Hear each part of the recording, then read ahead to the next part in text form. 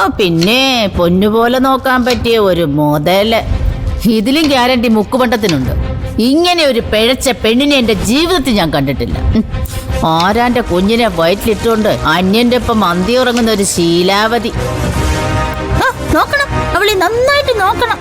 ദേ നോക്കി നോക്കി ഒടുവിലേ മോളുടെ മുത്തശ്ശി തിരിച്ചു വരുന്നതിന് മുമ്പേ അവൾ ഈ രാജ്യം വിട്ട് ഓടിപ്പോയിരിക്കണം.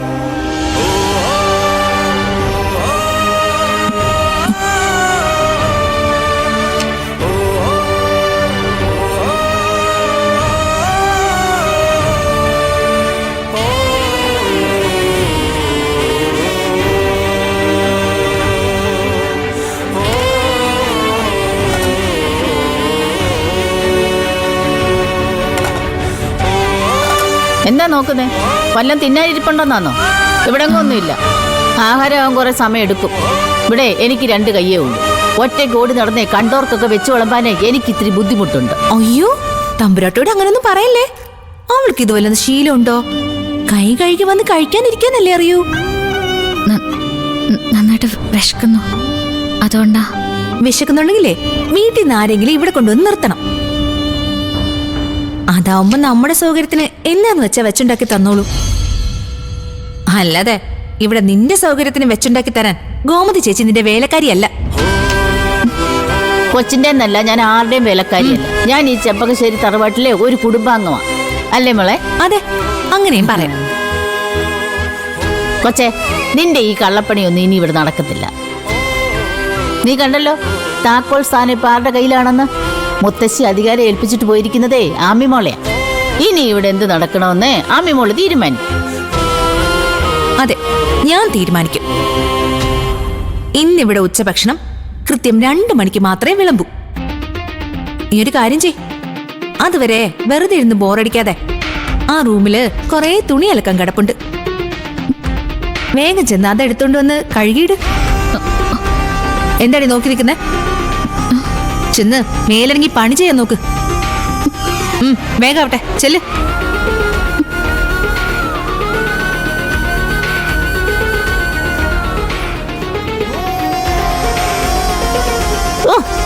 കലക്കി മോളെ കലക്കി. ഇപ്പോഴാ നീ യഥാർത്ഥ നാത്തൂനായത്. നോക്ക്, രോമാഞ്ചം കണ്ടോ? രോമാഞ്ചം. വാ വേഗം വാ, വേറൊരു പണിയൂടെ ഉണ്ട്. എന്താ പറയാം.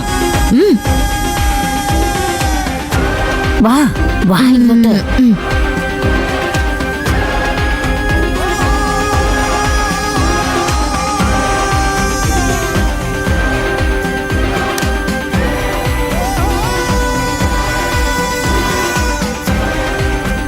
മിഷനിൽ കഴി അങ്ങനെ ഇപ്പൊ അവള് സൂയിക്കണ്ട. കല്ലിൽ ഒരച്ചലക്കി അവള് സാവകാശം കഴിക്കാൻ മതി.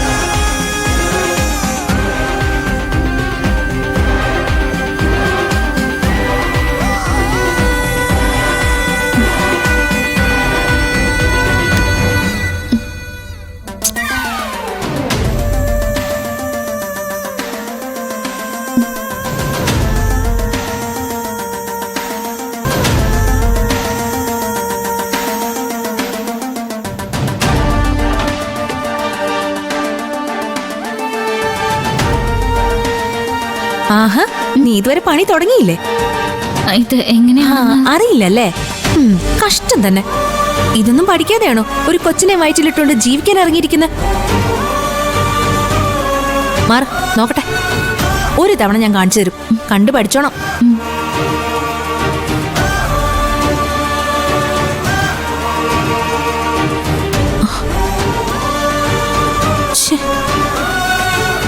അയ്യോ, ഇത് വർക്ക് ചെയ്യുന്നില്ലല്ലോ. നല്ല ഏരണം. ഗണപതിക്ക് വച്ചത് തന്നെ കാക്ക കൊണ്ട് പോയല്ലോടി പെണ്ണെ. നീ കൈ വെച്ചപ്പോ തന്നെ കേടായി. അയ്യോ, ഞാനൊന്നും ചെയ്തിട്ടില്ല. എന്തിനാ ചെയ്യുന്നേ? നീ അടുത്ത് വന്ന് നിന്നാ പോരെ. അപ്പൊ തന്നെ മെഷീൻ പൊട്ടി തെറിക്കില്ലേ?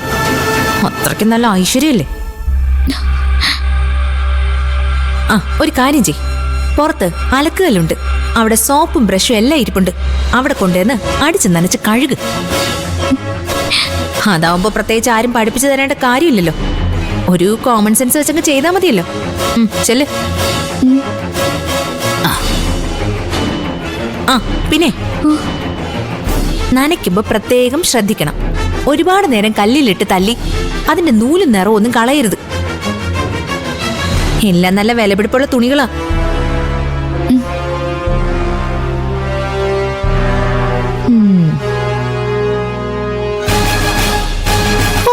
ഈ നാമി മോള് തകർത്തു വാരും. ഇതൊക്കെ എവിടെ കൊണ്ട് വെച്ചേക്കുമായിരുന്നു? ഒരവസരം കിട്ടിയാലല്ലേ ചേച്ചി നമുക്ക് പ്രയോഗിക്കാൻ പറ്റൂ. എന്നാലും ഇതൊരു വല്ലാത്ത പ്രയോഗമായി പോയി. മോള് വാ ഇങ്ങോട്ട്.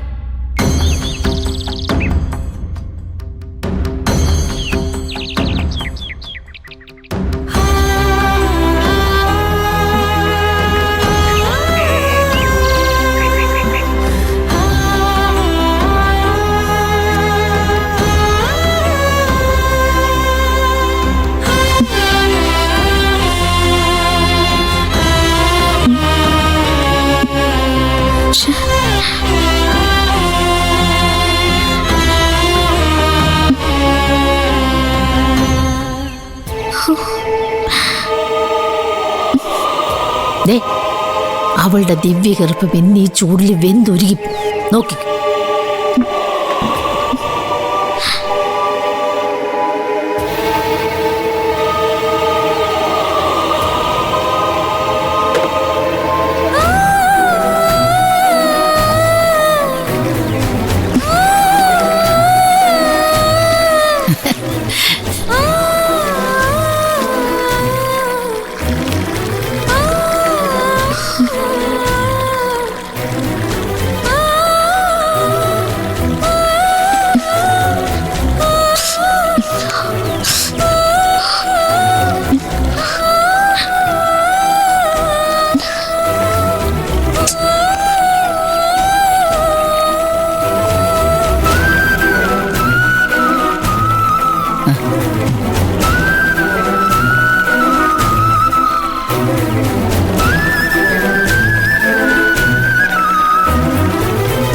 എവിടെ പോവാ?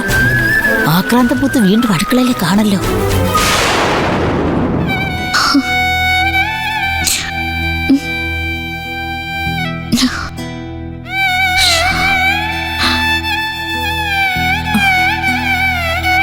നീ ഇതെന്ത് പരിപാടിയാ കൊച്ച കാണിക്കുന്നെ? നിന്നോട് തുണിയലക്കാൻ പറഞ്ഞതല്ലേ?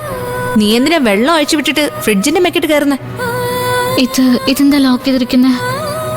എനിക്ക് വിശപ്പ് സഹിക്കാൻ പറ്റുന്നില്ല. എന്തേലും ഫ്രൂട്ട്സോ മറ്റോ ഉണ്ടോ നോക്കിയതാ. അയ്യോ, അതിനകത്തൊന്നും ഒന്നുമില്ല. അത് കാലിയാ. ആകെ ഉണ്ടായിരുന്ന ഒരു കഷ്ണം ആപ്പിളാ. അത് ഞാൻ കാലത്ത് ഞാൻ കഴിച്ചു. എന്താ നിനക്ക് ഇത്ര വലിയ വിശപ്പ്? ഞാനും നിന്നെ പോലെ പ്രഗ്നന്റ് ആണല്ലോ, എന്നിട്ട് എനിക്ക് വിശക്കുന്നില്ലല്ലോ. ഇതൊക്കെ പണിയെടുക്കാതിരിക്കാനുള്ള വേലയല്ലേ? ഇതൊക്കെ ആർക്കാ കണ്ട മനസ്സിലാവാത്തെ?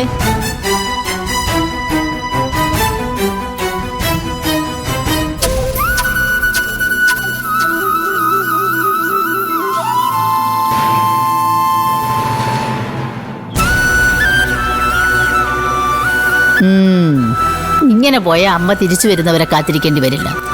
ഇന്ന് തന്നെ അവൾ ഇവിടുന്ന് കെട്ടുകെട്ടും.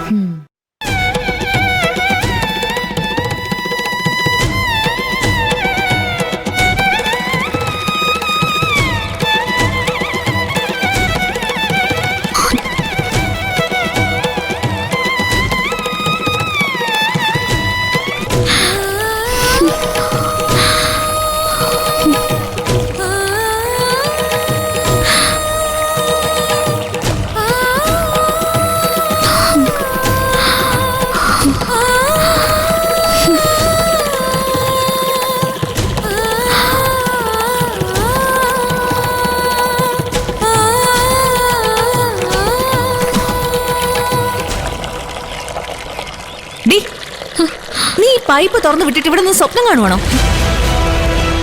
നീ കാലക്കാൻ നോക്ക് പെണ്ണെ.